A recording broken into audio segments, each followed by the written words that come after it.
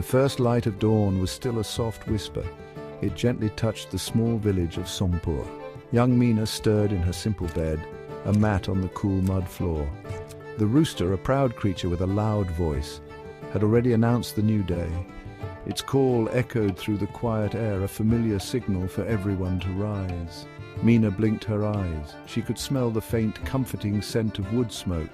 Her mother, Lakshmi, was always the first to wake. The sounds of morning were beginning, a gentle symphony for the start of another day in her small world. Mina quickly folded her mat. She stepped outside the hut. The air was fresh and cool against her skin. Her first task was to help her mother. Lakshmi was already by the small earthen stove. She was preparing the morning tea. Mina picked up the brass pot. She had to fetch water from the village well. The well was not too far, a short walk past a few other huts. She liked this early morning walk. The village was still sleepy. Only a few people were about their early chores. The sky was slowly turning from dark blue to a pale, hopeful orange. Breakfast was a simple affair, always eaten together. There was warm ragi porridge and perhaps a piece of jaggery. Father Gopalan would talk about the fields. He would mention the weather or the crops. Mina's younger brother, Raju, would often be sleepy. He would grumble a little. Mother would serve them with a quiet smile. These moments were precious. They were filled with the unspoken bonds of family. Mina listened to her father's plans for the day. She felt a sense of belonging, a part of this small, close family unit. The sun climbed higher, painting the landscape with its golden rays. It shone over the green paddy fields that surrounded Sompur. The dew on the grass sparkled like tiny diamonds. The distant hills looked soft and inviting. Cows, with their bells tinkling softly, were being led out to graze. Birds chirped merrily in the large banyan tree near the temple. Mina often paused for a moment to look at this scene. It was a beautiful painting, created anew each morning. This was her home, and she loved its simple, unchanging beauty. After breakfast, it was time for Mina to prepare for school. She carefully wiped her slate with a damp cloth. Her pieces of chalk were small, used with care. She had one textbook, its pages soft from much handling. It was her window to a world beyond Sompur. She wrapped her slate and book in a piece of cloth. Her mother would give her a small bundle with a simple lunch. Usually it was a roti and some pickle. Mina felt a quiet excitement about going to school. Learning new things was a joy for her curious mind. The walk to school was an adventure in itself. The school was in the next village, about a mile away. Mina walked with a few other children from Sompur. They chattered and laughed along the way. The path wound through the fields, green and lush. Sometimes they would see a farmer working or women carrying bundles of firewood. They waved to familiar faces. Old man Shanta, sitting on his porch, would always have a greeting for them. The sounds of the countryside, the birds, the wind in the trees were their companions on this daily journey to knowledge. The village school was a single large room. It had a thatched roof and open windows. Their teacher, Masterji, was a kind man with a gentle smile. He taught children of different ages together. Mina sat on the floor with the other students. She listened carefully as Masterji explained letters and numbers. He told them stories from ancient books. Reading and writing were not easy at first, but Mina was determined. She practiced her letters diligently on her slate. Masterji often praised her effort, which made her very happy. But Mina's education did not only come from books. The world around her was a great teacher too. She learned to identify different birds by their calls. She understood the signs of the changing seasons. She knew which plants were good for medicine. Her father taught her about the crops and the soil. Her mother showed her how to find edible greens.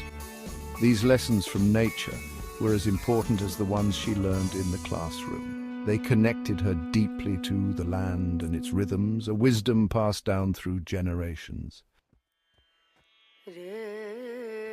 Returning from school in the afternoon, Mina was always hungry.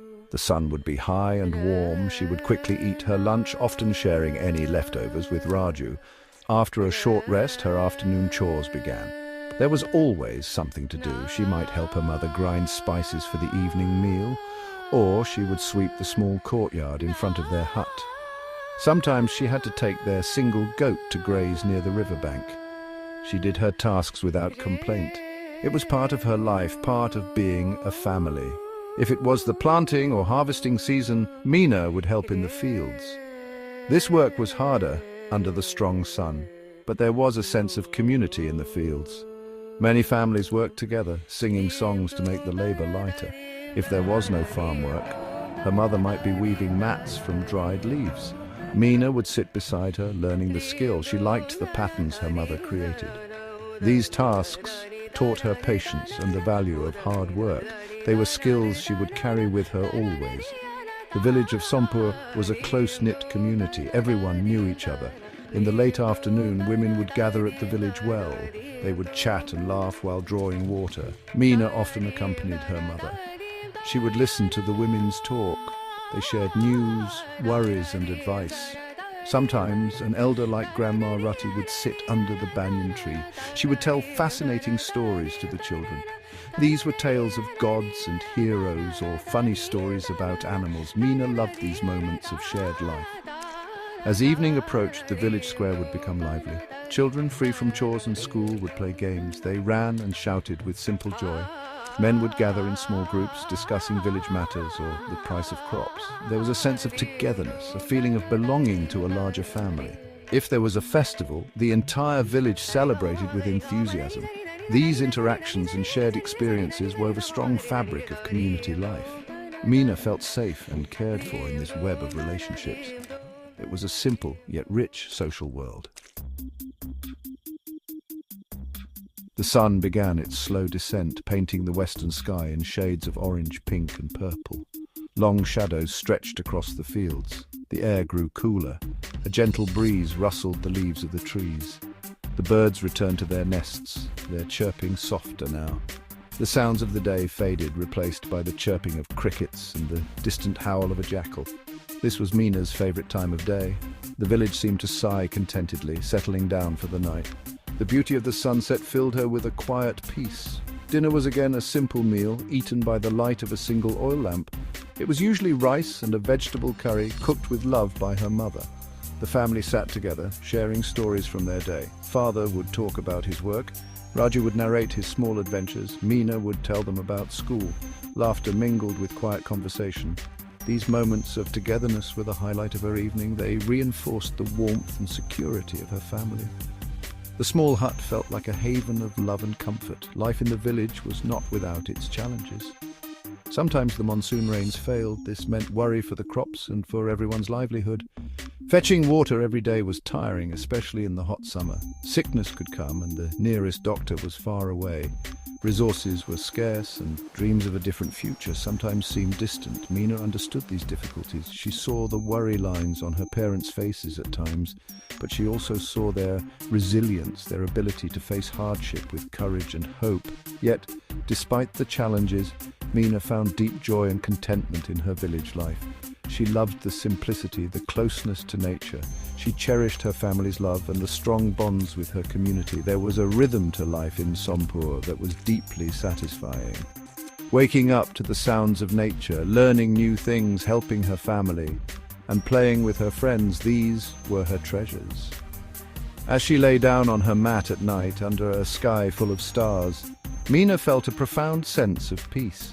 Her village dreams were woven into the reality of her happy, simple existence.